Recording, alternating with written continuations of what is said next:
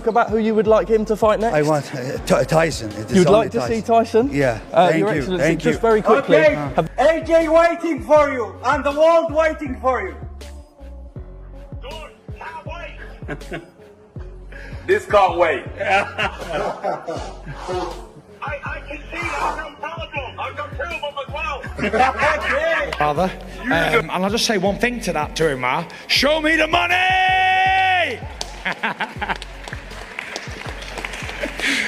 I'm available. I'm young, free and single, ready to mingle. Have you spoke about who you would like him to fight next? I want Tyson. You'd like to see Tyson, Your Excellency, just very quickly. AJ waiting for you and the world waiting for you. Can't wait. This can't wait. I can see I've got two of them as well. Father, and I'll just say one thing to that to him. Show me the money. I'm available. I'm young, free, single, ready to mingle. Turki Alal Sheikh just announces Anthony Joshua versus Tyson Fury in The World Stops. The clash is confirmed for February, setting the stage for one of the biggest nights in British boxing history. AJ looks razor-focused, determined to silence the Gypsy King and reclaim his spot at the top. And I want to see Tyson maybe with Joshua or something. We will decide. I was going to say just very quickly, I just spoke to Eddie Hearn. We know that we've all, as British boxing fans, we've been desperate to see Anthony Joshua and Tyson Fury. Let's see what can happen. Do you think it's realistic? Everything a real season is. And just moments later, things got fiery between AJ and Fury during a video call that sent fans into a frenzy. The energy between them is pure chaos. This isn't friendly talk, it's two rivals promising destruction. AJ's expression shows no fear, only determination. While Fury hides his nerves behind loud words, you can already feel the storm building. And when February hits, someone's pride won't survive the night. Stop using this. Use these. I'll use them both on your face. You ugly. You look like a tomato. Put some sunscreen on, you idiot. You look like a tomato. Each way, we want to see this fight. Eddie Hearn's words carry authority and intent. He's not just talking schedules, he's talking legacy. The February target has the boxing world on edge, knowing this is more than a fight. It's Britain's biggest collision in decades. Joshua's team looks locked in, while Fury's camp now faces the pressure to deliver. AJ is going to fight January or February, and Tyson Fury wants to fight before he goes back into the ring in a major fight apparently, and I would think so as well. They've both been out of the ring for what will be over a year. Let's get this fight made, back end of the summer 2026, and we can settle it once and for all. Turki Alal Sheikh joins Carl Froch next to share his unfiltered thoughts on whether both men still have that fire. You can sense the honesty in Turki's tone. This isn't hype, it's a test of passion. Both men have built empires, but now it's about desire. Does Fury still crave the grind? Is AJ ready to rewrite his legacy? February won't just reveal who's stronger, it'll expose who still truly wants it. Are we going to see Tyson Fury and Anthony Joshua this year, do you think? As a fan, of course, I want you to want to see it. Yeah, as a fan, but you need first of all to be sure they are focusing and they still have it. You understand me? Yeah. AJ sounds calm, composed, and surgical with his words. There's no panic, just control. While Fury plays to the crowd, Joshua's approach screams business. The message is clear. He's ready. And the paperwork is the only thing standing between him and redemption. This is focus at its finest. A Samsar said, "Contract been signing contracts for years. It ain't in my hands. It's with a legal team. That's why you hire lawyers." If you know the history of boxing, make sure you get your legal terms right. That's why you got good management and good lawyers. So, of course I'm going to sign that. That's just for some lawyers at the minute.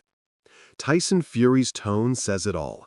This isn't just another payday. It's a legacy call. You can feel the hunger creeping back into his voice, the same fire that once defined him. He knows that without Anthony Joshua, his era feels incomplete. For years, fans have begged for this fight. And now, with February set in stone, there's no escape, no more excuses.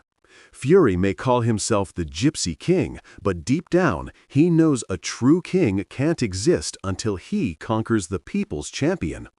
Joshua, on the other hand, doesn't need to chase Fury. He's chasing history. The respect, the spotlight, the emotion. It all builds toward a night that could reshape British boxing forever.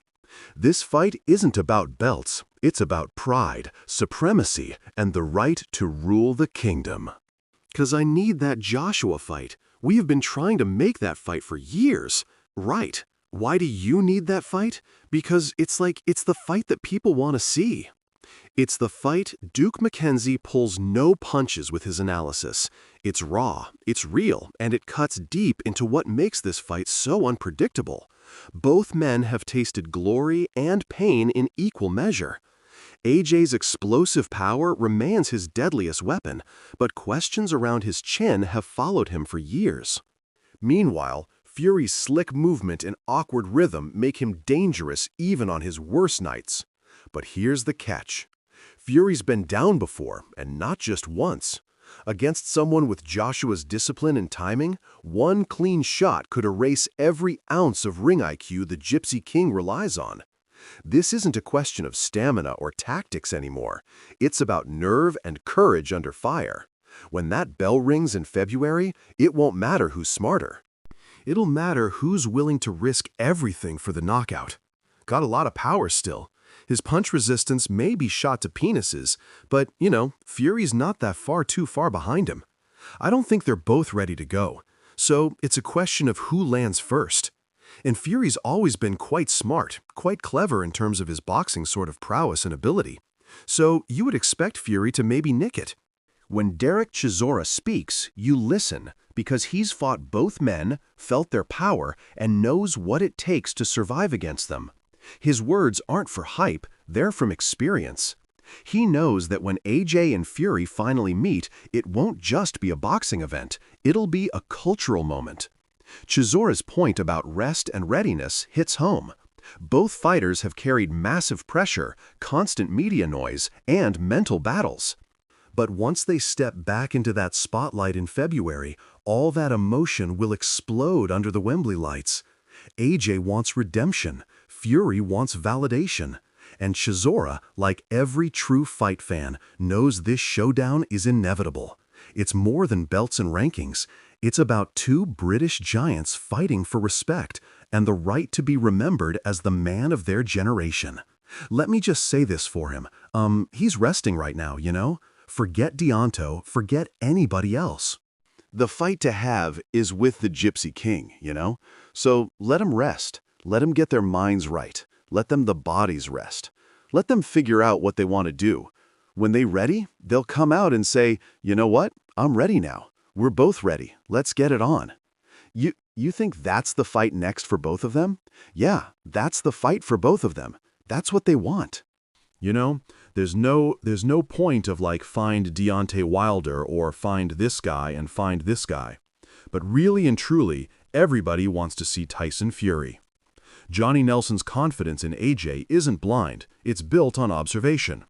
He's seen the shift in Joshua's mentality since his setbacks.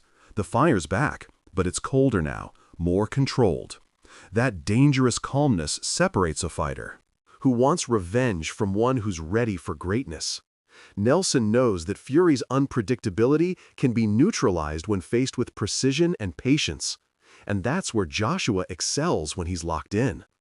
Nelson's belief reflects what many are beginning to see.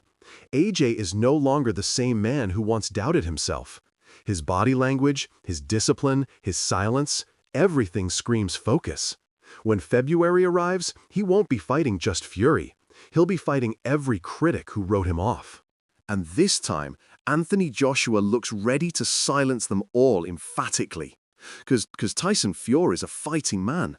So I know Dylan Wright is nightmares to everybody. You never know.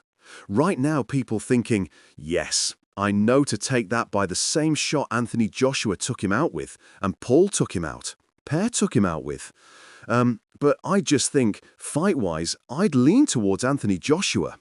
Carl Froch's comments sting with brutal honesty, but that's vintage Froch. He doesn't care for hyper-spectacle. He speaks as a warrior who's lived it when he says AJ's been flattened and ironed out. It's not disrespect, it's reality. Yet, that reality fuels Joshua's myth even more.